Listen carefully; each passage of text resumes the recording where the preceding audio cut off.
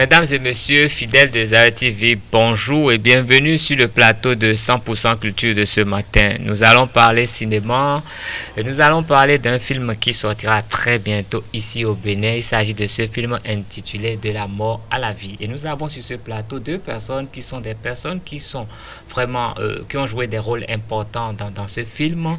Et nous avons Monsieur Atineou et Madame Atineou, si je me permets de le dire ainsi.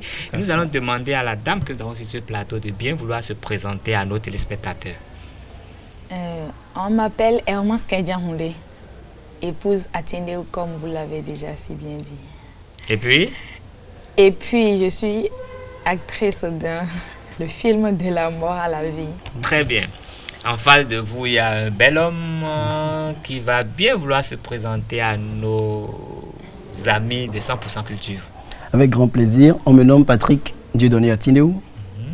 Je suis l'acteur principal du film De la mort à la vie. L'acteur principal du film De la mort à la vie. Tout à fait. Et que dit ce film? Alors, le film raconte l'histoire d'un jeune qui, après le décès de son petit frère, à l'âge de 15 ans, est rentré dans une vie particulièrement souillée. Souillée en ce sens où c'est à cet âge qu'il a commencé par découvrir ce qu'était la femme, tous les revers de la rue et les réalités de la rue, la musique mondaine et tout ce qui va avec. C'est commun à tous les adolescents. Tout à fait. Mais cela a pris du temps. Et je dirais que ça a eu des répercussions importantes sur sa vie personnelle, puisqu'il est allé jusqu'à manquer plusieurs fois de respect à sa mère. Sur son cursus scolaire, les répercussions étaient palpables et il côtoyait pratiquement la négativité dans la vie d'un jeune. Et c'est quoi le nom de ce jeune homme? Il s'appelle Patrick Atineou. Dans le film même, il est Patrick Atineou. Il est Patrick Atineou puisque c'est ma propre histoire qui a été racontée. Ça veut dire qu'il s'est agi d'une docu-fiction qui vous a permis de faire un peu votre portrait. Tout à fait. Et qu'est-ce qui vous a amené à faire cela? Pourquoi avoir voulu faire un film pareil? Alors, la première raison a été cette volonté de permettre à ces jeunes qui aujourd'hui vivent ce que j'ai vécu dans le passé, de se rendre compte qu'il y a une meilleure manière de vivre. L'histoire présente tout ce qu'ils vivent aujourd'hui. Vous allez voir sur l'affiche, il y a une face de moi avec une cigarette à l'oreille, casquette à l'arrière. C'est exactement l'image du jeune qui aujourd'hui a l'impression que la rue lui offre tout. Et de l'autre côté, vous avez l'image d'un jeune en costume responsable. C'est l'image que ce jeune peut avoir s'il accepte de sortir de la mort et de revenir à la vie. Et donc, ce personnage a vécu deux vies, c'est ce que vous voulez dire? Exactement. Et ces deux vies ont été mises en exergue dans le film. À quelle fin? Tout à fait. Alors, lorsque nous parlons de mort, les gens ont l'impression que c'est une mort physique. Et ça n'a absolument rien à voir. Lorsque tu es déconnecté de Jésus-Christ, la mort, elle est spirituelle. Et il est important aujourd'hui d'expliquer aux jeunes que certaines choses existent et sont réelles. La fin, c'est de permettre à cette couche sensible et vulnérable, je dirais même aujourd'hui, laissée pour compte, de sortir de certaines habitudes.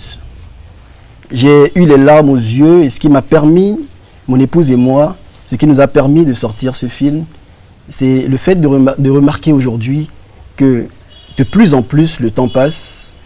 Les jeunes, lorsque je prends d'abord le cas des jeunes hommes, tombent dans la drogue, dans l'alcool, dans l'abus de tout genre, dans la débauche. Et ça va dans un sens croissant. Nous espérons que ça s'améliore, mais c'est tout le contraire. Tous les soirs, dans des lieux que nous connaissons tous, certaines choses se passent. Et lorsque je vais sur le plan des jeunes filles, les situations comme par exemple l'avortement et d'autres aspects sont aujourd'hui leur quotidien. Et elles n'arrivent pas à s'en sortir. C'est difficile. Beaucoup d'entre elles ont envie d'en parler, mais elles n'arrivent pas. Parce qu'on les a convaincus que c'est la seule manière de percevoir leur jeunesse. Et aujourd'hui, nous avons envie de dire aux jeunes que ce n'est pas vrai. Il est possible de se reprendre en main et de mieux faire les choses, se construire. Lorsque j'ai pris la décision, le Seigneur m'a permis d'entrer dans le mariage. Aujourd'hui, j'ai 2 enfants et je me construis. Je fais des choses positives de ma vie. Donc c'est notre manière à nous, c'est ma manière à moi de prendre ma vie comme exemple et de montrer aux jeunes qu'il est possible de faire pareil. Oui, mais est-ce que vous ne pensez pas qu'il y a des personnes vraiment à qui incombe cette responsabilité d'éduquer les jeunes, de leur donner tous les moyens qu'il faut pour que demain ils soient vraiment la force vive de la nation? Je suis parfaitement d'accord et je félicite et j'encourage, je remercie d'ailleurs toutes ces institutions qui font ce travail et toutes ces personnes à divers niveaux qui font ce travail. Mais le constat est là. Vous savez, j'ai côtoyé la rue, j'ai vécu dans la rue. J'ai vécu dans la rue, j'ai côtoyé toute forme de fréquentation que certains adultes jugent négative. En réalité, ces jeunes ne sont pas négatifs. C'est simplement parce qu'on n'arrive pas à les comprendre. On prend plus de temps à les entendre qu'à les écouter. On ne les écoute pas. On ne leur tend pas la main. Et beaucoup font semblant de tendre la main. Beaucoup font l'effort de tendre la main. Nous jouons simplement notre partition. Et je pense qu'il faut être jeune pour comprendre les jeunes. Ce film est un peu comme une main de jeune qui est tendue vers les jeunes. Et après le film, il y a toute une autre histoire qui viendra pour annoncer la suite du film qui sera une autre réalisation qui viendra probablement en 2021.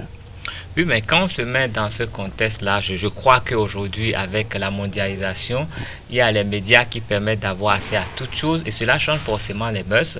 Vous savez qu'il fut un moment où la béninoise se reconnaissait beaucoup plus en paille que dans une autre tenue. Mais aujourd'hui, je crois que c'est un passé révolu. Les pailles, il faut vraiment fouiller pour voir celles qui sont toujours en paille. Et les bars, aujourd'hui, à Cotonou, se développent un peu comme à Abidjan. Et on prend toute une coup et puis on est là, c'est animé du jour au lendemain. Est-ce que ce n'est pas ce brassage avec les autres qui n'a pas été contenu et qui a conduit à tout ce que nous vivons aujourd'hui? On peut dire que c'est un cas parmi tant d'autres. Je ne dirais pas non. Je dirais qu'au-delà de ça, il y a aussi cette manière de considérer la jeunesse. Laquelle? La manière de vouloir dogmatiser les choses. Nous avons pris une habitude, et je ne vais pas jeter le tort sur les adultes, ils font ce qu'ils peuvent. Ce n'est pas facile de gérer cette génération. Nous avons pris l'habitude de vouloir leur imposer ce que nous avons pris comme habitude. Mais la génération actuelle est totalement différente de celle d'alors. Et ce n'est pas parce qu'aujourd'hui une jeune fille se met en pantalon qu'elle a déjà commis un crime. Vous savez, tout se fait dans la manière. Et c'est normal qu'un père ait du mal à accompagner son enfant qui côtoie un autre milieu que le milieu familial. Je ne sais pas si vous voyez. Donc, il y a d'abord cet aspect culturel qui est important. Il y a aussi cet aspect social à l'interne et à l'externe. Nous n'abordons pas essentiellement le volet spirituel de la chose. Nous abordons également le volet physique de la chose. Et pour en arriver là, beaucoup de jeunes se sous-estiment parce qu'on ne leur donne pas la possibilité de croire qu'ils sont capables d'entreprendre, de réaliser. On ne leur donne pas la possibilité de se rendre compte qu'ils ont du potentiel et que ce potentiel doit être mis en avant. Et lorsqu'on leur parle de Jésus-Christ, ils se disent, voilà, on veut m'imposer une religion et m'amener à devenir saint. C'est juste un aspect de la chose. Oui. Nous abordons ce volet, mais ce n'est pas un volet qu'il faut forcer la personne à adopter. Non.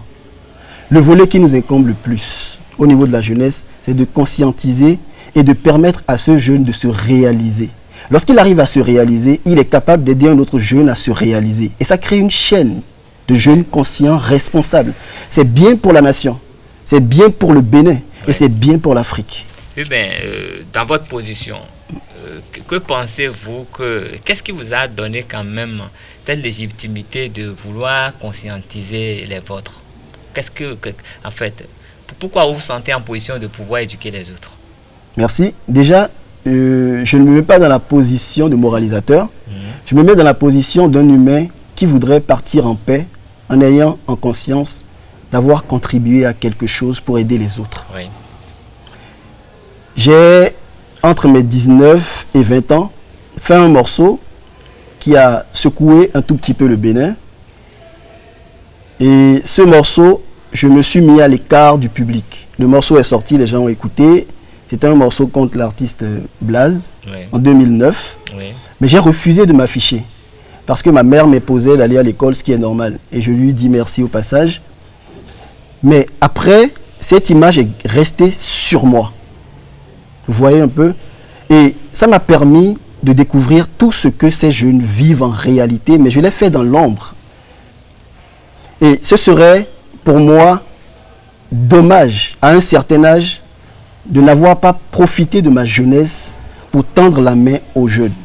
Je le redis, je ne me mets pas dans la position de moralisateur, mais je voudrais partir de ce monde avec la joie d'avoir apporté quelque chose à quelqu'un. Je voudrais que vous soyez un peu plus explicite sur l'épisode que vous venez d'évoquer. D'accord. Cette chanson contre l'artiste adulé, que je respecte d'ailleurs beaucoup, Blaze, sur Aller-Retour. C'était en 2009, je me rappelle. Et tout à fait. En ce moment, votre nom d'artiste, c'était Seigneur Pi. Exactement. Cet épisode, je sais qu'il y a eu cette chanson, il y a eu des polémiques. Il faut nous replonger un peu dans cette réalité pour permettre à nos téléspectateurs de voir un peu d'où vous venez. D'accord, ce serait avec plaisir. Avant de démarrer, j'aimerais dire à Blaze, s'il me suit, que je lui présente toutes mes excuses parce que cette période a été une période difficile pour lui. En réalité, ce n'est pas un morceau écrit d'avance. J'avais eu un conflit avec ma mère à la maison et c'était dans la période d'adolescence où on ne se comprenait pas. On s'est crié dessus, je lui ai crié dessus et je suis parti de la maison. Je suis allé en studio, je pleurais quand j'ai produit ce morceau. J'avais les larmes aux yeux. Et je cherchais quelqu'un sur qui il fallait déverser toute cette colère. L'instrumental était déjà programmé et je me suis mis à chanter. Je connaissais son morceau par cœur et j'ai l'habitude, cette facilité à transformer ce que l'autre a déjà produit. Ça me vient facilement. Donc je n'ai fait qu'utiliser ce que je savais de lui et déverser toute ma colère sur lui. Et lorsque j'ai fini le morceau, je suis rentré. Mon producteur m'a appelé autour de 23 h. Il a écouté. C'est qui le producteur? Le producteur, c'est Meko Prod, Vivien. Il m'a appelé, il m'a demandé si il fallait qu'il supprime. Je lui ai dit oui, de supprimer. Que c'était venu sur un coup de tête et que je ne voulais pas en faire un morceau. Et le morceau disait quoi? Le morceau disait en une phrase, s'il a fui les études, c'est parce qu'il est taré. C'était un clash en fait. C'était un morceau qui... Mais lui, il avait dit dans sa chanson que c'est pas parce qu'il était taré qu'il avait fui les études. Exactement, il avait dit tout le contraire. Oui. Et moi, j'ai dit tout le contraire. Et bizarrement, le morceau a été lancé contre ma volonté. Ah oui? Oui, ma volonté, parce que lui, il s'est dit que ce morceau allait me lancer. Mon producteur d'alors. Oui. Donc le lendemain, je suis allé en studio, j'ai vu plein de jeunes qui criaient, qui chantaient. Le morceau était déjà partout dès le lendemain. C'est allé à Parakou. Le morceau est sorti comme ça. Au début, j'avais un peu peur parce qu'on parlait de Blaze. Mais après, je me suis dit, bon voilà, c'est venu, autant le prendre. Mais les gens n'ont jamais pris l'occasion de savoir qui se cachait derrière ce clash. Ouais. Aujourd'hui, je suis devenu quelqu'un d'autre. Oui. Totalement d'autre. Par quelle magie? Par la magie de Jésus-Christ. Oui, c'est surprenant, mais c'est le cas. Dans cette histoire, j'ai connu tout ce qu'un jeune doit connaître. J'ai pris part à tout ce que les jeunes vivent aujourd'hui. Je ne vais pas faire la liste. Et un jour, le Seigneur m'a récupéré. Il m'a dit... C'est pas toi, c'est le personnage du film. Et c'est mon histoire. Oui, mais c'est lui, c'est plus toi là. Ah, d'accord. Donc... ce jeune homme a tout vécu de la jeunesse. Il a tout vécu de la jeunesse. Et à ce moment où le Seigneur l'a rencontré, il lui a donné la possibilité d'entrer dans le mariage. Il lui a donné une merveilleuse épouse. Il lui a donné de beaux enfants. Il lui a donné du travail. Il lui a donné un poste de responsabilité important. Déjà à 23 ans, j'étais directeur commercial. Je n'espérais pas tout ça. Lorsque je me comparais, moi d'alors et moi de ce moment-là, je ne pensais pas avoir toute cette possibilité dans ma vie. Et aujourd'hui, il m'a donné la grâce de diriger ma propre société. Donc, je suis resté jeune, mais la conscience a pris la place de l'inconscience. Et à cette époque, vous faisiez forcément chemin avec d'autres jeunes de votre âge. Et est-ce que vous pouvez nous dire un peu, vous pouvez nous parler un peu d'eux par rapport à ce que vous avez vécu, le changement? J'ai rencontré à l'époque beaucoup de jeunes. Exemple? si je dois citer des noms. Je veux juste des noms comme ça. Quelques noms. J'ai parlé tout à l'heure de Meko. J'ai rencontré Tiaf, c'était un jeune frère qui aujourd'hui est très célèbre. Togbe, celui qui est derrière le masque, je le connais très bien. À l'époque, il n'était pas ce qu'il est aujourd'hui. Et plein d'autres. Ils me connaissent en majorité. je ne vais pas faire l'étalage de la liste. Mais aujourd'hui, c'est sûr que beaucoup seraient surpris de m'entendre parler de Jésus-Christ. Ah oui. Oui, parce qu'ils ne me pensaient pas sur ce chemin. Et c'est un engagement, c'est le meilleur des engagements. Encore plus que ce n'est pas pour parler de Jésus-Christ strictement, mais c'est beaucoup plus amener les jeunes vers Jésus-Christ et leur permettre de s'autonomiser. Ce volet est important pour moi. Une chose est de dire aux jeunes, accepte Jésus-Christ. Une autre chose est de lui donner la possibilité de se prendre en charge. Parce que s'il ne mange pas, il ne peut pas parler de Jésus-Christ.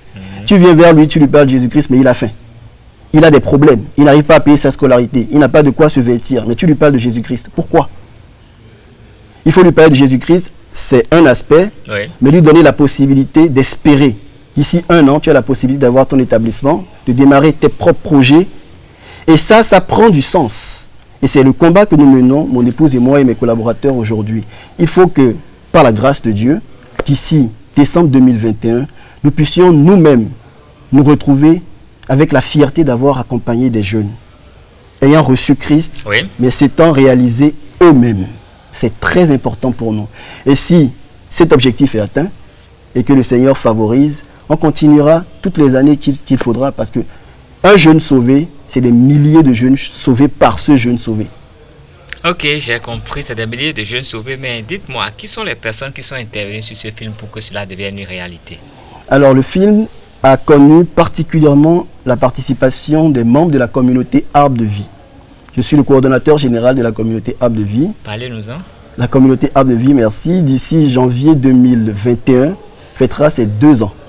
Oui. C'est une communauté de jeunes, mais nous avons des adultes jusqu'à la 60aine qui nous ont rejoints.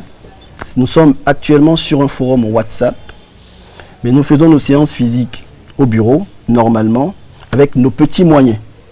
C'est une communauté qui partage la parole de Dieu, mais au-delà de cela, agit dans le domaine humanitaire et dans le domaine social. Nous allons vers les orphelins, nous faisons ça chaque année, nous leur apportons notre soutien, ce que nous avons, nous passons la journée avec eux. S'ils mangent du sable, nous mangeons du sable avec eux. S'ils jouent dans la boue, nous jouons dans la boue avec eux. En fait, nous leur permettons de savoir qu'il y a des gens qui sont comme eux et que nous n'avons rien de plus qu'eux. Ah oui. Nous allons vers les personnes hospitalisées. Mhm. Nous sommes allés au CNHU l'année dernière. Cette année, nous programmons le faire, si Dieu le permet, cette année. Nous allons vers les personnes mentalement dérangées, toutes les personnes écartées de la classe sociale normale. Et le second volet, c'est que nous accompagnons les jeunes vers l'entrepreneuriat. Tout ça, c'est bien noble. Je crois que c'est à saluer si ça se passe comme ça. Mais je crois que ce film, c'est quand même, ça fait partie d'un processus que vous avez entamé depuis un moment. Tout à fait. Nous avons vu avec un titre, une chanson et puis un autre. Mais comment est-ce que tout cela a démarré? Qu'est-ce qui a déclenché cette nouvelle façon de communiquer avec ses congénères? Je l'ai dit tantôt, c'est cette expérience que j'ai eue dans le passé et ce constat que je fais aujourd'hui, de voir ma jeunesse, celle qui a Oui, peut-être... mais la première chanson, Oui. Il est haut, je crois bien. Oui, il est haut. Il est arrivé comment? La première chanson, Il est haut, fut une inspiration du Seigneur. Je ne l'ai pas écrite. J'étais en circulation quand je me suis mise à fredonner le refrain. Oui. Arrivé à la maison, j'ai oublié le morceau. Et 1 mois après, le morceau est revenu. Et le Seigneur m'a mis à cœur de le produire. Je suis allé au bureau, j'ai essayé d'écrire les couplets, mais ça venait seul. Tout ce qui a été dit dans le morceau venait seul. À un certain moment, en studio, le Seigneur m'a convaincu que je devais produire le morceau avec une jeune fille, Félicienne, que je salue au passage, qui a été lauréate à Acapella 2018. Et il m'a donné comme instruction de la mettre en avant. Donc sur le morceau, je me suis totalement mise à l'écart. Oui. Et je lui ai permis à elle de s'exprimer. Et il fallait voir l'atmosphère le jour là, on était 3. L'ingénieur de son s'est mis à pleurer. Et la jeune fille s'est mise à pleurer. Nous nous sommes mis à prier. Et au lieu de produire un morceau, on s'est mis à adorer le Seigneur. C'était extraordinaire. Ce qui fait que le morceau, aujourd'hui, a environ 1200 vues sur YouTube. Ce morceau touche toutes les personnes qui l'écoutent parce que ça ne vient pas d'un humain. Et après, il y a eu un autre morceau encore avant de passer à ce film. Il y a eu un autre morceau, Amen, qui est un concept qu'on a créé entre nous, entre jeunes. Et ce morceau, c'est pour rendre grâce à Dieu, le remercier pour tout ce qu'il a eu à faire pour nous et dire aux gens qu'avec Jésus-Christ, c'est possible. Celui qui cherche un enfant peut l'avoir avec Christ. Celui qui a envie de voyager et qui n'arrive pas à avoir cette opportunité, cette personne peut voyager avec Jésus-Christ. Oui. Et toutes les autres opportunités peuvent venir. Ok, Madame Hermance, vous avez joué un rôle dans ce film. Dites-moi, comment est-ce que vous avez incarné ce rôle? Que c'était compliqué pour vous? Est-ce que c'est le personnage que vous avez incarné, vous étiez déjà familier ou bien vous l'avez découvert dans le scénario? Le personnage que j'ai joué m'était déjà familier puisque j'ai joué le rôle de l'épouse de l'acteur. Ah, donc c'était pratiquement une reproduction de la vie de tous les jours. Voilà, on s'est remariés. Mais devant les caméras, est-ce que c'est pareil? Dites-moi un peu. Oui, c'était pareil. C'était pareil du moins. C'était pratiquement la même chose. Hein. La présence des caméras, de l'équipe de tournage, tout ça n'a pas eu un effet, ça n'a rien changé en vous dans votre cocon familial? Bon, on a l'air un peu suivi par... Le jour du mariage, c'est vrai, il y avait du monde. Mais quand il y avait la caméra et puis beaucoup d'autres monde, ben, on a un peu l'air un peu différent. Est-ce que vous aviez déjà joué dans un film auparavant, vous étiez familier aux caméras ou bien c'était la première fois? C'était la première fois. Ah oui, et l'expérience c'était comment? Agréable. Et vous êtes prête à recommencer? Plusieurs fois. Est-ce que vous pensez que vous avez vraiment bien joué votre rôle? Je le pense, je le pense. Ah bon? Moi, je le confirme. Ouais. Je le confirme parce qu'on s'est remarié dans le film. Ah oui. Les enfants ont joué dans le film. Le petit garçon de 4 ans a joué. Il a même prié. Je pense que cette partie va intéresser les gens parce que c'est une prière particulièrement drôle qui a fait rire tout le monde le jour-là. Ouais. La petite fille, elle avait, je crois, 7 mois. Elle était dedans. Elle a joué un rôle aussi. En fait, je remercie le Seigneur pour la vie de tous ceux qui ont joué dedans parce que nous n'avons pas écrit des speeches. Nous n'avons rien écrit à personne. J'ai fait le scénario, j'ai expliqué le film du début jusqu'à la fin. On a fait un synopsis de ce film alors. Exactement, et chacun a joué en fonction de son inspiration et ça s'est très bien passé. Donc c'est comme c'est une improvisation. C'est une improvisation et qui a été, je dirais, parfaite. Donc c'est un film improvisé. C'est un film improvisé pour les acteurs. Quand je prends son cas, je prends le cas des enfants, je prends le cas des collaborateurs qui ont joué. C'est arrivé de manière naturelle. Ok, c'est arrivé de manière naturelle et vous avez prévu mettre ce film sur le marché avant la fin de cette année. C'est déjà quelle date? Le 27 décembre 2020. Et ce serait comment? Parlez de la cérémonie de lancement. Nous avons prévu faire le lancement officiel à la mairie d'Abomey-Calavi sous le haut parrainage du maire d'Abomey-Calavi. Il a déjà vu le film? Il a jeté un coup d'œil, il a donné son accord de principe. L'honorable Akhenaton soutient aussi. L'honorable Kenjan Oulé Zéphirin soutient aussi. Nous n'allons pas le faire de la pub. Autant pour moi. Comment ça va se passer réellement ces lancements-là? Le lancement se fera avec une brève présentation du film. Il y aura quelques jeunes artistes que nous avons eu la grâce de produire dans notre studio qui passeront ce jour-là pour rendre gloire à Dieu. On peut avoir le nom. Horatio, le sel béni. Félicienne, c'est avec qui j'ai fait le morceau. Praise, je donne juste les prénoms. Et je demande au public de venir découvrir la jeunesse avec un potentiel inimaginable. Ce sont des jeunes que le public béninois ne connaît pas, mais lorsqu'ils prennent le micro, tu es obligé de les accepter. Et ce sont ces jeunes que nous voulons accompagner aujourd'hui parce qu'ils sont nombreux, cachés chez eux, parce qu'ils ont peur de s'exprimer. Personne ne leur donne le courage de dire « je suis capable de faire ceci ». Nous faisons ce travail. Donc ce jour-là, nous allons sortir ces jeunes qui ont produit au studio. Il y en a encore d'autres, il y a des groupes, des prestations de danse, il y aura du folklore et tout ce qui va avec, mais un rapport avec la jeunesse et la parole de Dieu. Je tiens à rappeler qu'il y aura une restauration qui sera offerte par le restaurant de Maman Sika, mon épouse, et beaucoup d'autres surprises, de petits cadeaux, des t-shirts par la grâce de Dieu, pour permettre aux jeunes de se sentir plus à l'aise. Mais quelque chose d'important, nous avons créé un creuset que nous avons appelé les jeunes CEO. C'est ce qui veut dire? Jeunes chrétiens engagés qui osent. Ah oui? Oui. Le creuset sera officiellement présenté le jour du lancement et le bureau exécutif sera présenté le jour du lancement. Le creuset WhatsApp sera ouvert le 1er décembre prochain. Tous les jeunes chrétiens. Le 1er décembre prochain. C'est quand ça? C'est dans 2 jours, je pense. C'est pas demain? Aujourd'hui, c'est le 30 novembre, je crois bien. Bon, ok, ça veut dire que nous sommes déjà là. Ça veut dire que au moment où cette émission passe, le creuset WhatsApp est déjà lancé. Le creuset WhatsApp est déjà lancé. Tous les jeunes, peu importe leur situation géographique, ils peuvent rejoindre le creuset. Et ce jour-là, ces jeunes pourront vivre un échange entrepreneurial. L'événement ne sera pas religieux. Ce ne sera pas Jésus, mais ça permettra aux jeunes de se sentir entre eux, de se sentir réellement vivants. Pourquoi avez-vous donné cette précision que l'événement ne sera pas religieux, dites? Parce que lorsqu'on parle souvent de Jésus, oui, les gens sont réticents. Oui. Même s'ils ont envie d'aller vers lui, oui, ils se disent, il y a des impositions, il y a du forcing, on m'obligera à faire ceci, on m'obligera à faire cela. Et c'est cette image-là que nous voulons déchirer. Excusez-moi l'expression, mais déchirer une fois pour toutes. Le Seigneur Jésus n'est pas aussi caduque, aussi rigide qu'on nous le présente. Il est doux, il est bon, il est miséricordieux, il est tout ce qui est positif. Et surtout, en rapport avec la jeunesse, il est très ouvert. En tout cas, pour celui que moi j'ai eu la grâce de découvrir, et celui avec qui je vis aujourd'hui, il est ouvert à tout le monde. Est-ce que vous voulez dénoncer une certaine hypocrisie dans la conduite de ceux qui parlent généralement de Dieu? Je n'irai pas jusque-là, mais je dirais simplement que beaucoup de personnes ont l'habitude de présenter le Christ, mais de manière maladroite.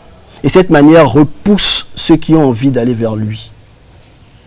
On dogmatise, on catégorise les humains, on fait une séparation entre l'humain que eux ils jugent positif et l'humain que eux ils jugent négatif. Aucun humain n'a le pouvoir de juger un autre humain de positif ou de négatif.